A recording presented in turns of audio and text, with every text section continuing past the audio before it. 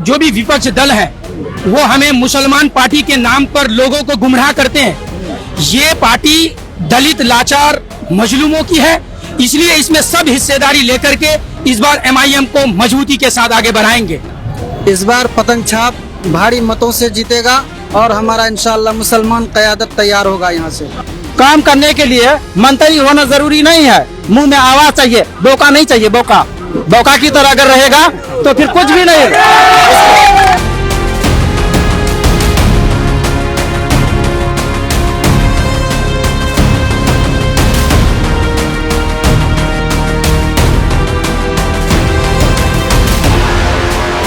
इस समय हम लोग जोकीहाट में मौजूद हैं और इस समय आपको पता है कि चुनाव को लेकर जिस तरह से तैयारियां जोरों पर हैं, नुक्कड़ सभाएं की जा रही है या लोगों तक पहुंचने का एक तरीके से पूरा काम किया जा रहा है। ऐसे में लोगों से बातचीत करते हैं, जहां 4 लोग होते हैं तो राजनीतिक बातें होती हैं, चर्चाएं होती हैं। इसी को देखते हुए आज हम यहाँ पर पहुंचे हैं तो कुछ लोग हैं, जानने की कोशिश करते हैं कि आखिर किस तरह का माहौल है और चुनाव को लेकर क्या तैयारी चल रही है। क्या नाम हुआ आपका? मेरा नाम मोहम्मद शाहिद मुगनी हुआ। मोहम्मद शाहिद मुगनी। चुनाव को लेकर नुक्कड़ सभाएं चल रही हैं, प्रोग्राम्स हो रहे हैं, तो क्या लग रहा है इस बार का माहौल? इस बार का माहौल बहुत बढ़िया है। जोकीहाट विधानसभा से इंशाअल्लाह इस बार 1 लाख वोट पार जाएगा। 1 लाख वोट पार जाएगा जी, 1 लाख वोट पार जाएगा। जैसे पिछले चुनाव में देखा जाए तो विधायक टूटकर आरजेडी में चले गए थे, तो इस बार लोग कह रहे हैं कि इस बार ऐसा नहीं होगा, वो फिर भी आरजेडी में चले जाते तो डायरेक्ट आरजेडी को वोट दिया जाए। क्या कहेंगे? नहीं, ऐसा नहीं है। हर एक आदमी गद्दार नहीं हो सकता है। जो MIM का टिकट लेकर के आरजेडी में गया है, इस बार उसको जनता सबक सिखाएगी। क्या सबक सिखाएगी? इतना सबक सिखाएगी कि वो उनका जमानत जब्त हो जाएगा। अच्छा, जमानत जब्त करेंगे इस बार? जब्त हो जाए इंशाल्लाह, जमानत जब्त करेंगे उनका। क्या प्लानिंग है ऐसा यहाँ के लोगों के पास? प्लानिंग है। इससे पहले विकल्प नहीं होता था, एक ही परिवार में सीमित रहता था पूरा, चाहे सरफराज हो शाहनवाज हो, एक ही परिवार। क्या जमहूरियत में यही है कि सिर्फ एक ही परिवार के लोग विधानसभा जाएंगे या लोकसभा जाएंगे? किसी और को मौका नहीं मिलना चाहिए। इस बार हम लोग जोकीहाट के विधानसभा के जितने भी आवाम है वो ठान चुका है, जो परिवारवाद आज 56 साल से होता हुआ आ रहा है उसको बदलेंगे। और पहले विकल्प नहीं था, अब विकल्प भी मिल चुका है। AIMIM को लेकर लोग ये कहते हैं कि ये वोट काटती है, बीजेपी को जिताती है, उसको लेकर क्या कहेंगे? बिल्कुल गलत बात बोलती है। आप आंकड़ा उठा करके देख लीजिए, बोलिए सामने किसी को, कोई भी आरजेडी का आदमी हो, आंकड़ा दिखाए कि MIM जहां लड़ी है और कोई सेकुलर पार्टी छोड़ करके दूसरी पार्टी जीती है, कोई आंकड़ा बताए। कोई आंकड़ा नहीं है, ये सिर्फ हवाबाजी और कुछ नहीं। ठीक है, क्या नाम हुआ? मेरा नाम मुबस्सिर सगीर हुआ। हाँ, क्या माहौल है चुनाव का? किस तरह का प्रोग्राम चल रहा है? देखिए, माहौल तो आपको दिख रहे हैं और इस बार बेहतर माहौल है। 2020 में जिस तरीके से लहर थी और इस बार तूफान में तब्दील होंगे और इस परिवारवाद की जो है राजनीति को हम सभी जनता मिल करके उखाड़ फेंकने का काम करेंगे। कैसे उखाड़ेंगे, क्या प्लानिंग है? देखिए, जनता अगर आपको सत्ता में बैठाना जानते हैं तो उसको उतारने की भी ताकत है और ये जनता की पावर है और अपना वोट के इस्तेमाल के साथ इस परिवारवाद की राजनीति को उखाड़ फेंकेंगे। तो इस बार मन बना लिया है? जी, मन इसलिए है कि वर्षों से यह परिवार यहाँ पर राजनीति किए हैं और यहाँ की जनताओं के साथ शोषण किए हैं। ये शोषण कहीं न कहीं जनता जनार्दन बर्दाश्त नहीं करेंगे और इसको जड़ से उखाड़ फेंकेंगे और जोकीहाट को एक विशाल विधानसभा हम लोग बनाने की कोशिश करेंगे।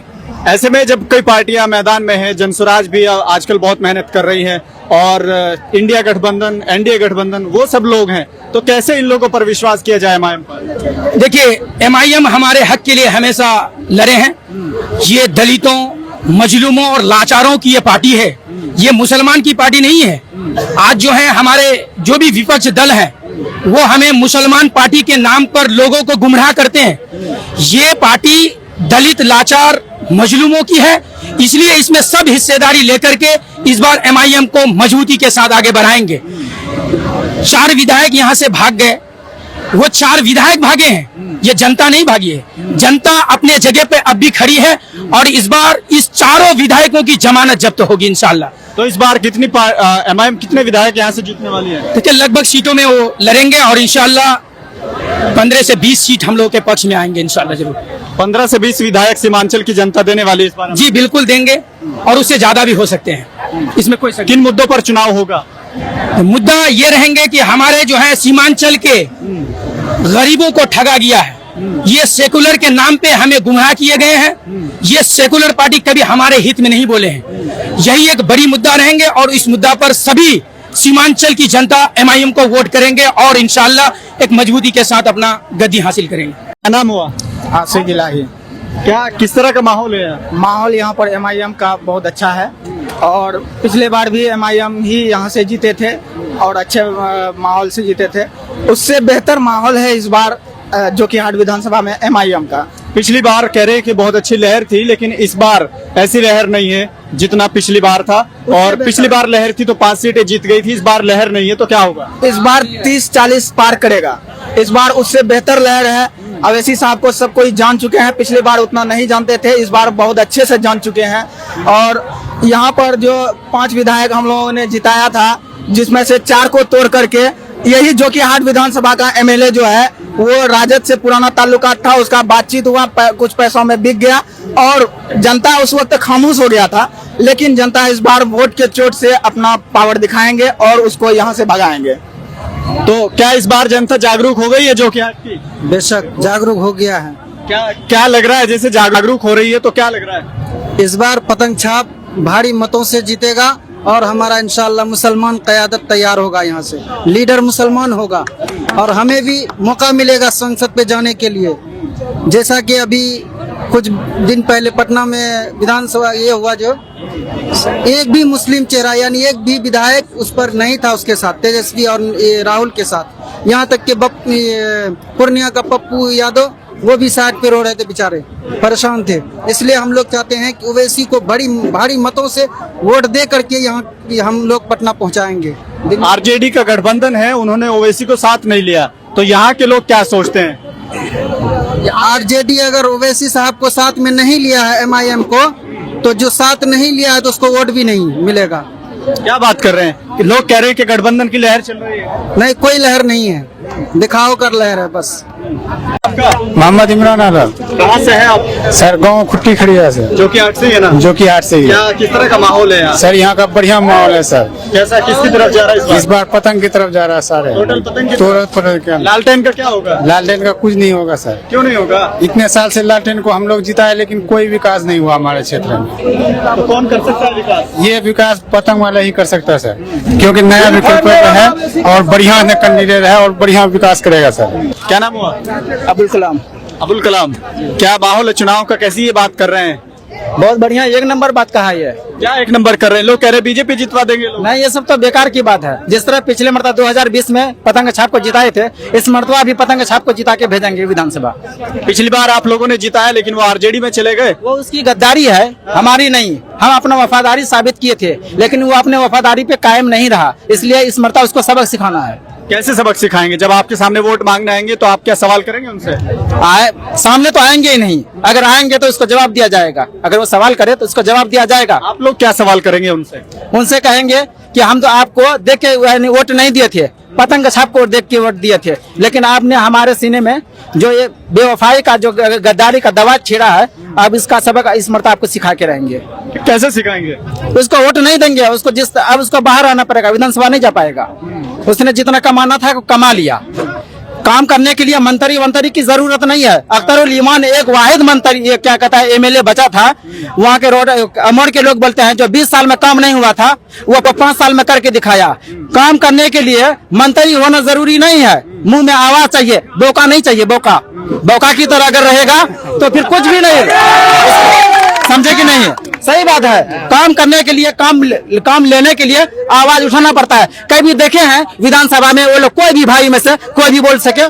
कोई नहीं बोलता है। लेकिन एक वाहिद एक अख्तरुल ईमान है, ऐसा लगता है कि वो किसी मंत्री पद में बैठा हुआ है। जब भी देखो तो उसी का भाषण। जब भी मुसलमान के खिलाफ, नीचे तबके के आदमी के बारे में कुछ भी बोलेगा तो अख्तरुल ईमान ही बोलता है और कोई नहीं बोलता है।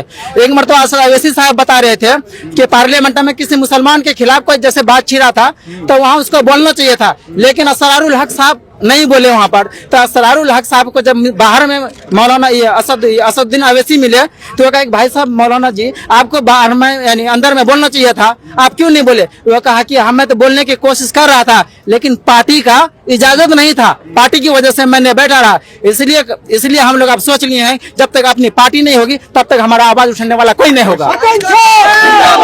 पिछली बार आप लोगों ने भरोसा किया और 5 विधायक आपने दिए, इस बार कैसे विश्वास कर सकते हैं कि वो पार्टी में रुके रहेंगे? उम्मीद पर हर चीज कायम है, उम्मीद पर हर चीज कायम है। अगर चला जाएगा तो फिर दोबारा दिखा जाएगा, लेकिन वो लोग को वोट नहीं देंगे जो गद्दारी करके चला गया है। कई लोग ये कहते हैं जब हम बात करते हैं कि ओवैसी सिर्फ जज्बाती तकरीर करते हैं, वोट उनको मिल नहीं पाता, वोट काट देते हैं, तो उसको लेकर क्या कहेंगे? ये ऐसा कोई बात नहीं है। जब वो तो 5 विधायक थोड़े न रहते सर, 5 विधायक जो इस बार जीते थे, इस बार 50 विधायक जीतेंगे। कैसे जीतेंगे? जीतेंगे, हम लोग वोट देके जिताएंगे। गठबंधन को नहीं देखेंगे इस बार? गठबंधन में हम लोग ज्वाइन करने बोले, ज्वाइन नहीं किया, वो हम लोग अकेले अपना पार्टी बनाएंगे ओवैसी को। अच्छा जी, तो इतने कमजोर है कि गठबंधन की जरूरत पड़ रही है?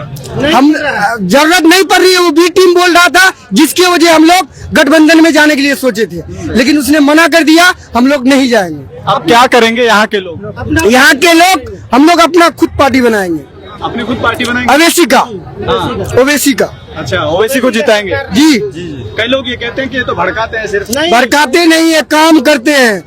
काम करता है। आगे आज का डेट में जितना जो है कि संविधान में जो है कि ओवैसी बोला है, ऐसा कोई नेता नहीं बोला है। अरे बात करते हैं, आपके यहाँ के डॉक्टर जावेद हैं, पप्पू यादव है, बहुत बोलते हैं। उनके जैसा नेता लीडर कोई है ही नहीं, ओवैसी के जैसा। हम लोग को जो है कि वैसा ही नेता चाहिए, ओवैसी जैसा। ईमान को बचा के चलता है और नेता अपने ईमान को बचा के नहीं चलता है। कई लोग ये कहते हैं कि वो बीजेपी का एजेंट है। नहीं, बिल्कुल गलत है। वो शक खत्म हो गई है, वो शक खत्म हो गया है, क्योंकि हमारे जो बिहार के वो शक अब खत्म हो चुका है।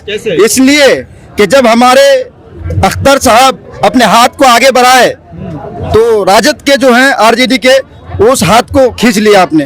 अब तो इस शक हमारे सामने में सीधा दिखाई दे रहा है कि हमारे जो कायद ओवैसी साहब है वो सच्चाई में अपने कायद है और हमेशा रहेगा।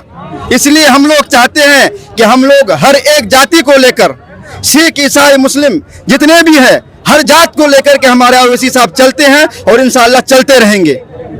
इसीलिए वो शक के बारे में बात मत कीजिए, क्योंकि हम लोग से वो शक खत्म हो चुका है। अब जो नहीं लिए अपने पार्टी में, हमको जरूरत भी नहीं है, लेकिन हम इन चीजों को दरकिनार करते हैं। ओवैसी साहब को लेकर के आगे चलना है और हर जाति को लेकर के आगे चलना है।